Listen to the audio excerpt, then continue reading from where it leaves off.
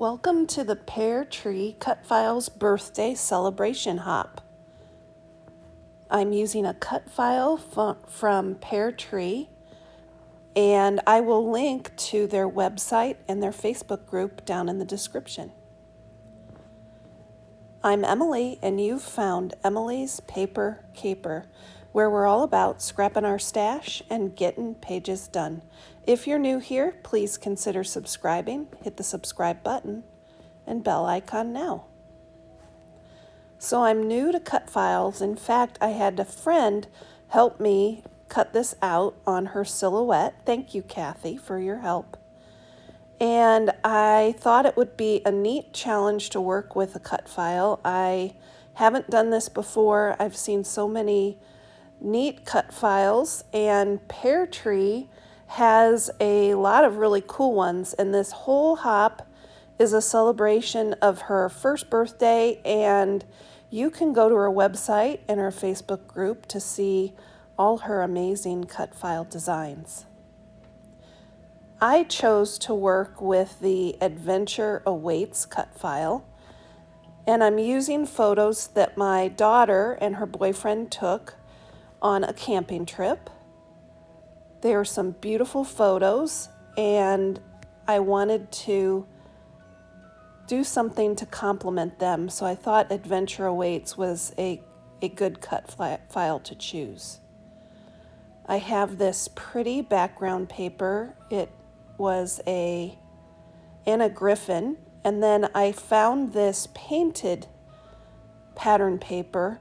I'm going to use it to embellish the page with these circles, and then I'll go in and cut some 4x6 photo mats from this paper as well.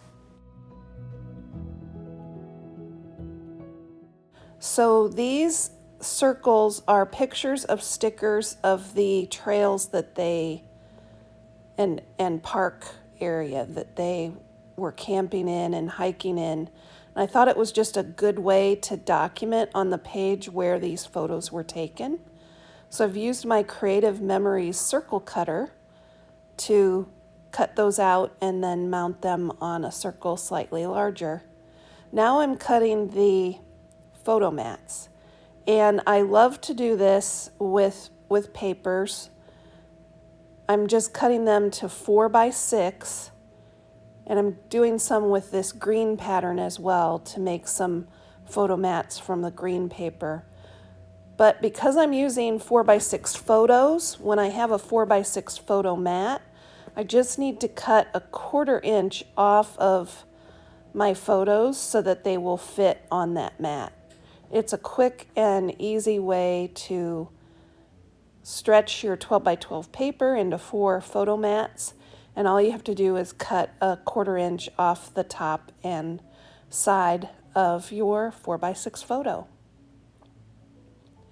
I like to use my ATG gun to do this, and I pick it up once, put the adhesive on all of the photo mats, and then I can put the gun down once and put it in the holder and flip the photos over and get them on the mats.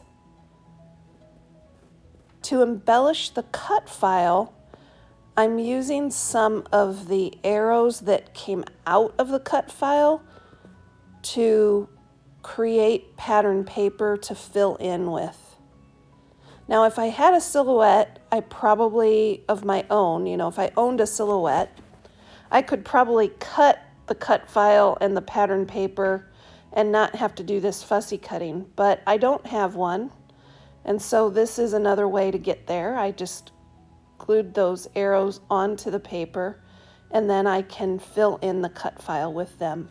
I think this is a nice way to make the page work together, so I'm using some of the pattern paper that I've used as photo mats to decorate these arrows, and then I'll fill the cut file in. I think it will be pretty when it's done.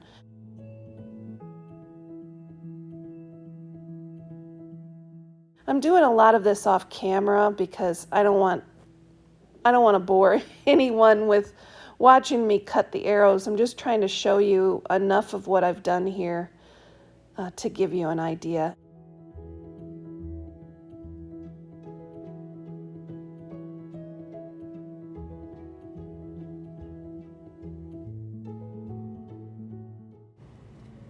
Now I can turn my attention to organizing the page and getting things adhered. I want to get the cut file adhered first. I'm going to use a glue pen to add glue to all those details. These pens are nifty. It's an EK Success glue pen. I'll try to find a link to these if you're not familiar with the product. I can help you find it. I find for detailed things that are very tiny or thin that this type of glue pen works famously. Now I can flip this cut file over and get it adhered to the background.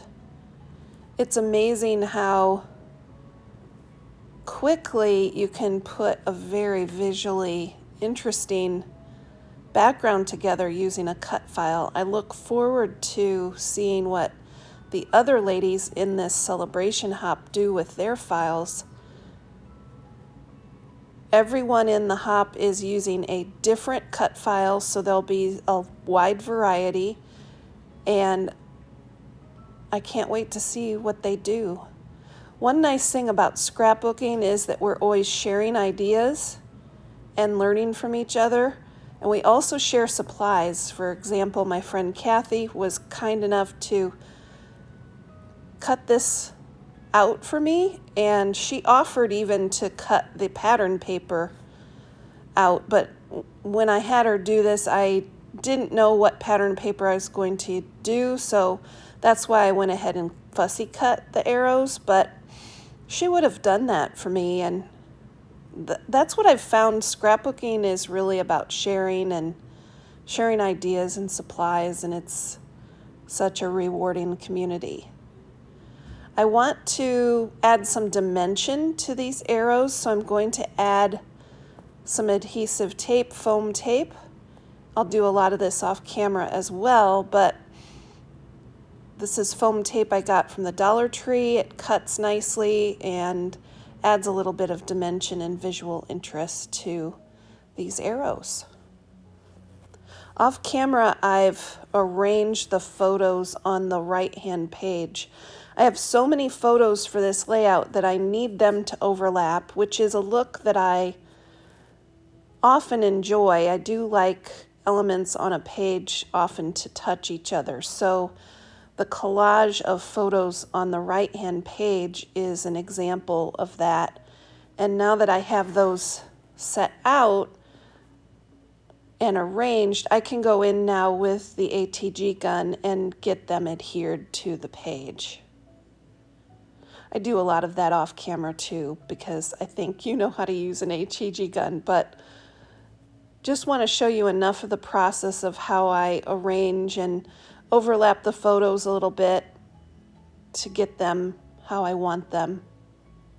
Don't be afraid to let the elements on your page overlap and touch each other. As long as you're satisfied with the portions of the photo that show and you're selective in what you're covering, you'll be happy with the result. If you practice that a little bit, you will get more and more comfortable with it.